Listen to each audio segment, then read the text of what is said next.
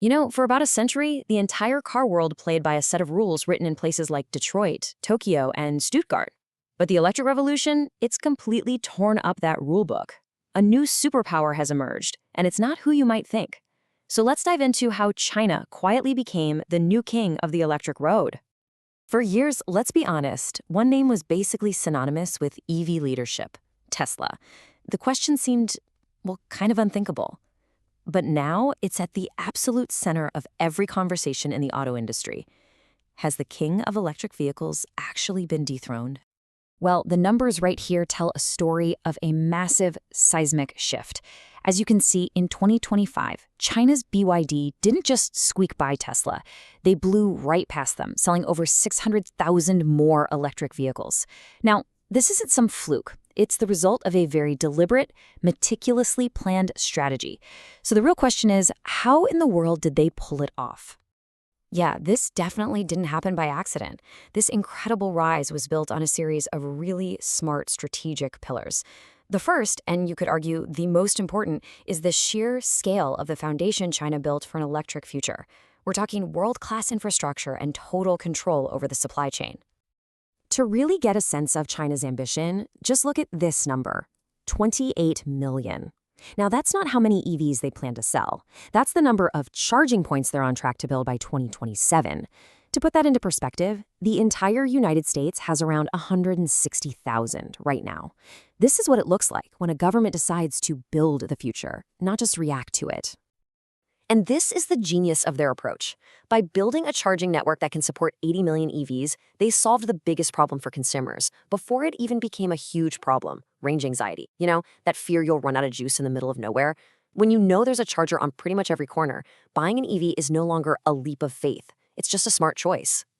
But China's dominance isn't just about charging stations. As this chart shows, they control the very heart of the EV, the battery. Look at these numbers. They process and refine the vast majority of the world's most critical battery materials. So what that means is whether you're driving a Tesla, a Ford, or a Volkswagen, there's a really good chance that key parts of your battery came from China. This is the bedrock of their global power. Okay, so with that foundation totally secure, the second pillar came into focus: creating this unique innovation flywheel. And this isn't just about making cars, it's about a completely different philosophy of speed and product development. This quote from Paul Gong at UBS, it just nails the core of the difference. While a lot of traditional car companies were trying to put an electric motor into a familiar-looking car, Chinese companies realized they were building something entirely new, basically a computer with batteries on wheels.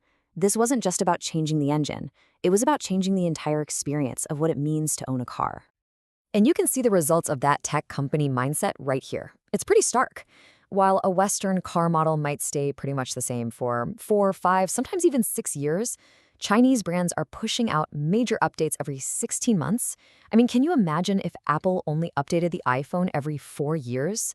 That's the kind of challenge legacy automakers are up against. And this speed, it's not just about getting new headlights or a different paint color. It's about a fundamental difference in how they operate. They act like software companies, constantly pushing out updates, listening to user feedback, and integrating the latest technology. It's a game that traditional car companies with their super long development cycles are just not built to play. And if you want to see this strategy in action, look no further than Xiaomi. Yep, the phone company. When they decided to build a car, they didn't try to out Tesla.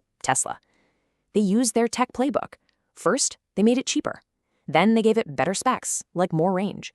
And most importantly, they integrated it seamlessly with the 400 million smartphones they already have in people's pockets. It's just a brilliant example of how the old rules of the car industry just don't apply anymore. So this brings us to the third and final pillar, which might be the most powerful of all: cracking the affordability equation. This is all about making EVs not just some premium product for the wealthy, but a financially logical choice for everybody. This chart right here, this might be the most important one in this whole explainer. Just look at the difference. In the West, buying an EV is still a premium choice. It costs more.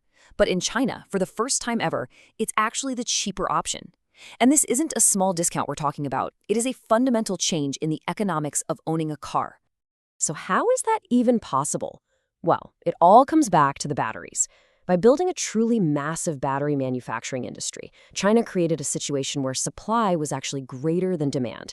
This drove prices down, down, down, below that magic number of $100 per kilowatt hour, which is the point where EVs become cheaper to build than gasoline cars.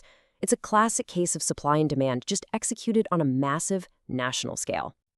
So, when you put these three pillars together, that foundational dominance, the high-speed innovation, and mass market affordability, what does it all mean for the rest of the world?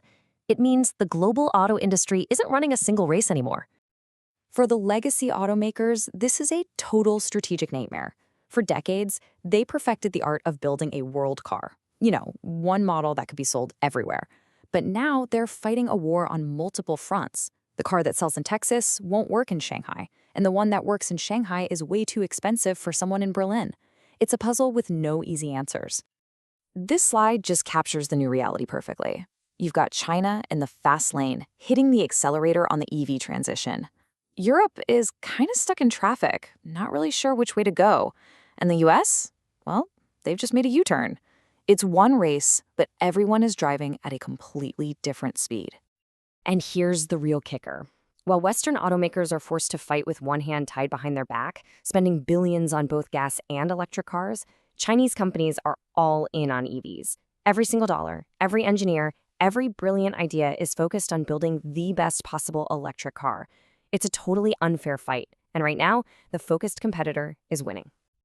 So what does this all mean? The EV race isn't just about technology. It's about strategy, it's about speed, and it's about national will. China has a clear plan, and they are executing it flawlessly. The West, on the other hand, is still trying to figure out the rules of this new game. So the question isn't just who will win the EV race. It's, has it already been won?